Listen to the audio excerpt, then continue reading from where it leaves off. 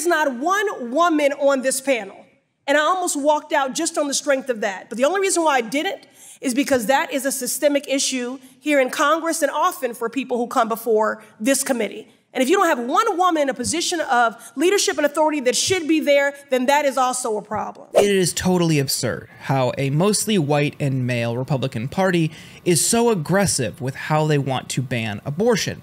And here, Ayanna Pressley is talking about mifepristone, which is a totally safe, I repeat, a totally safe abortion pill.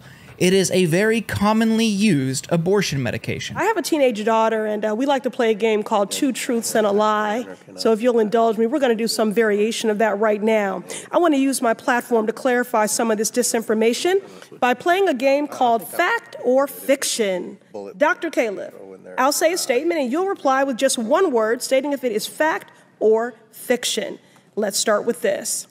Fact or fiction?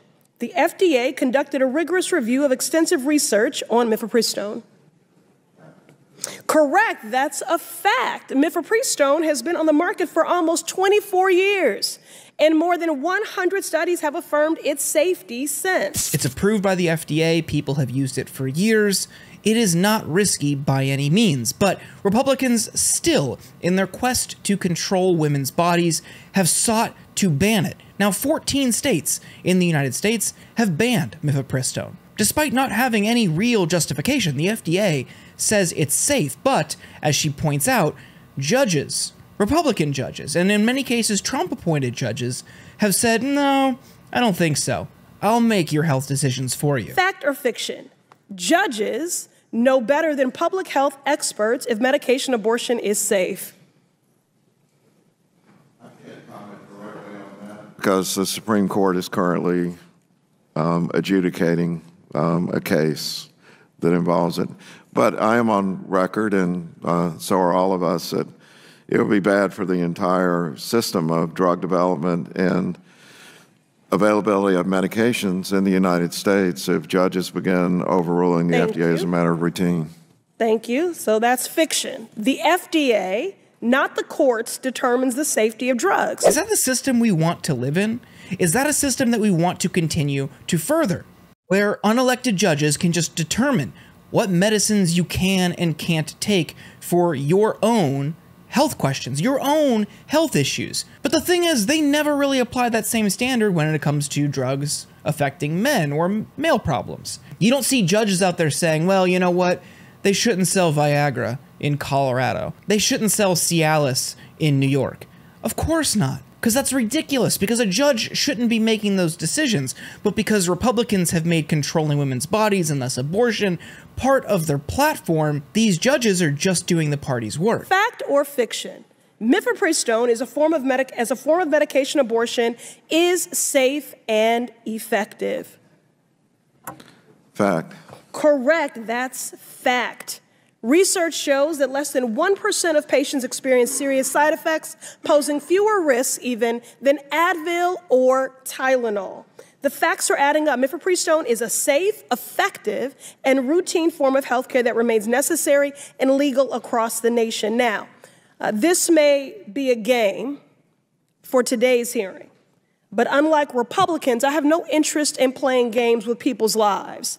And this is gravely serious. For many, especially Black women, pregnancy and childbirth can be life-threatening. And again, this drug is totally safe, but because Republicans have sought to undermine the federal government, they have slowly chipped away at the federal agency's ability to do its job. Medication abortions accounted for 63% of all abortions performed in the United States last year.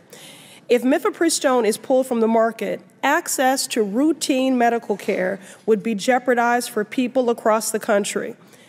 As part of their draconian, unpopular goal for a national abortion ban, let's call it what that is, forced birth, which for many will result in forced death, Republicans continue to try to block access to medications like mifepristone by spreading baseless conspiracy theories. The fake news is rampant. And of course, there are genuine arguments about the safety of some drugs that through lobbying, through corporate pressure, the FDA has greenlit despite knowing there were substantial risks. We've seen drugs cause cancer, we've seen drugs kill people, we've seen drugs en masse lead to adverse reactions, but those aren't the ones that the Republican Party is worried about. It's never those drugs. If there's lobbying money behind it, if there is a ton of corporate cash waiting for them later after they leave public service, they don't care. What they do care about is women's bodies. They do care about regulating what you or your loved ones can do with their own bodies, with their own reproductive systems. Then all of a sudden it's, whoa, whoa, whoa, whoa, we need to rein in the FDA here. And this totally undermines our entire healthcare system, albeit a broken one, but seriously. The more these Republicans try to control what people can do, what medicines they can take, which states allow them to have certain procedures, the more all of our freedoms are at risk, because they're not just going to stop at abortion. Like they didn't just stop when Roe was overturned. Now they've moved on to mifepristone and IVF. Do you think they're just going to stop there?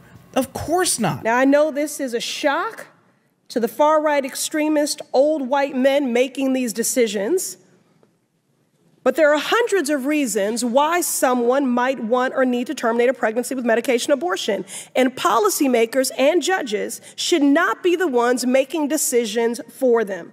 If Republicans and anti-abortion extremists have their way, access to mifepristone will be cut in every state, blue or red, even in my district, the Massachusetts 7th, where abortion care is legally protected.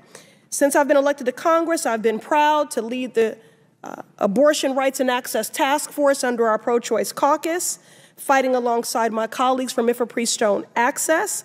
I'll continue to fight to affirm abortion care as the fundamental human right that it is, and I urge my colleagues to do the same. Thank you. They will never stop turning your personal decisions into culture war issues. They will never stop. They aren't just going to find a new way to campaign. This is how they have been behaving for decades, and it's how they will continue to act. They didn't care about abortion decades ago. It was once segregation became too taboo to make a central plank of their platform, then they moved on to abortion. Look that one up. So they just turned this into a big part of their party, and now the dog caught the car and they need to find something else. And that's why they're talking about IVF, because they did not care about IVF several years ago. They realized they need to turn your personal decisions into political hot button issues, and this is what's next. But again, it's not going to stop there. So good on Ayanna Pressley for calling this out, but it's on all of us to fight back.